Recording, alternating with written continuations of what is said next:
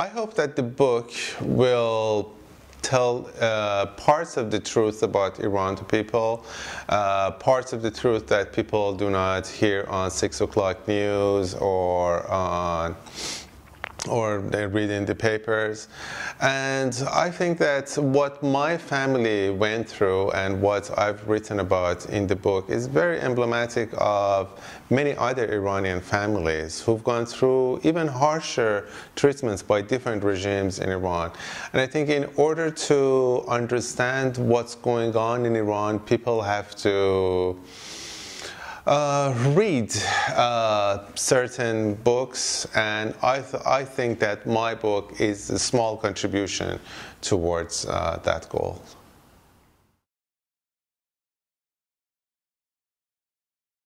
It was very difficult to write the book, mostly because of the family aspects of the book. It was very difficult to remember my sister, my father.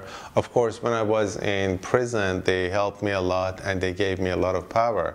But when I came out and I wanted to write about those memories, it was very emotional. It was very difficult to do it. But I had to do it because I owed it to them, and I owed it to the people of Iran, and I owed it to many friends and supporters around the world who wanted to know how did I survive the ordeal. And it was a very difficult process. I mean, it took me about a year to write the book, and I can say that I only felt that I was free and out of prison when I finished writing the book.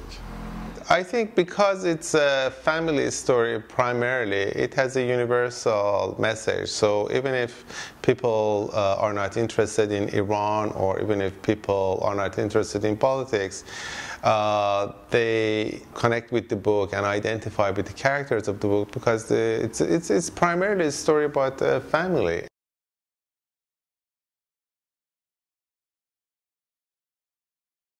The situation will change. I think that within the next 2 to 5 years, there will be some change. It can be more militarization of the country, or the government can implode and can crumble to a certain extent and can be replaced by more democratic elements.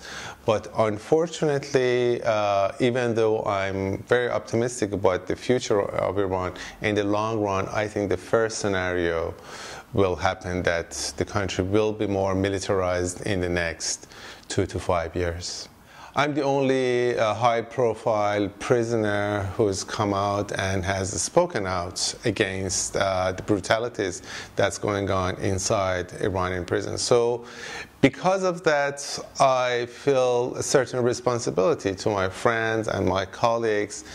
And I've started a campaign since I came out for other journalists, filmmakers, human rights activists who are in prisons in Iran. And I was very fortunate that I had some international profile and people knew my name, and my family and my colleagues, they launched a magnificent campaign for me. So I would like to do the same thing for my friends and colleagues who are languishing in Iranian prisons at the moment.